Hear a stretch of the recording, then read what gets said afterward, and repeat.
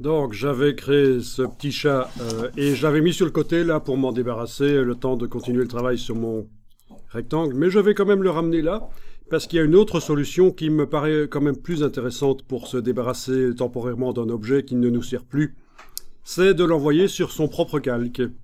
Donc dans la palette des calques, vous allez créer un nouveau calque en cliquant sur le bloc de feuilles.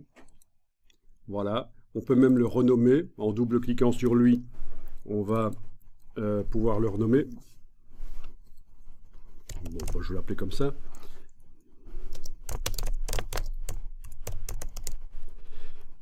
Vous mettez le nom que vous voulez. Et je vais pouvoir transférer le chat sur ce calque. Donc, il y a deux manières de le faire. En ouvrant le contenu du calque, je vois les différents objets qui composent ce calque. D'accord? Alors je vais tenter de prendre l'objet ici et le déplacer dans le calque là. Voilà, c'est fait. Il est dans le calque qui s'appelle chat et autres broles.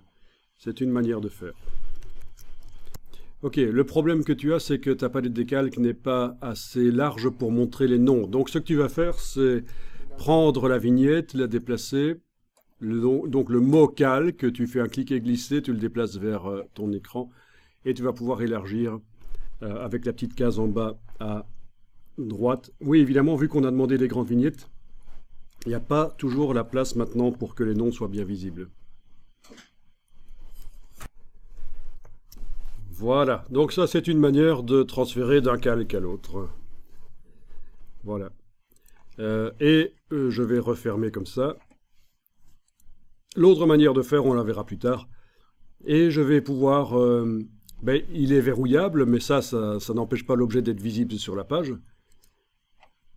Ça empêche qu'il soit sélectionnable. Quand on clique dessus avec la flèche noire, évidemment, il ne se sélectionne plus. Mais ce qui m'intéresse surtout ici, c'est d'enlever l'œil en face. Voilà, pour qu'il ne soit pas visible.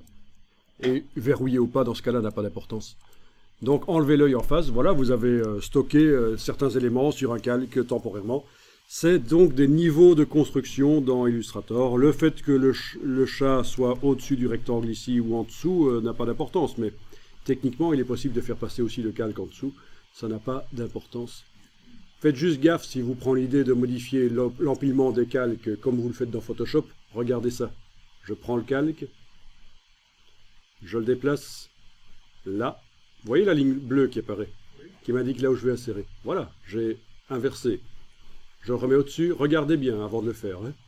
La ligne bleue, voilà. Et regardez maintenant ceci. Je prends le calque et je le déplace là. Ah ah, il est devenu un sous-calque. Il est rentré dans le premier calque, il est devenu un sous-calque. Donc faites attention à ça, c'est comme ça que ça fonctionne dans Illustrator.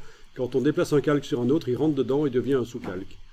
Donc là, je viens de le ressortir. Faites bien attention, si vous déplacez des calques dans Illustrator, vous avez intérêt à insérer et pas à lâcher la souris quand il est sur un calque comme ça.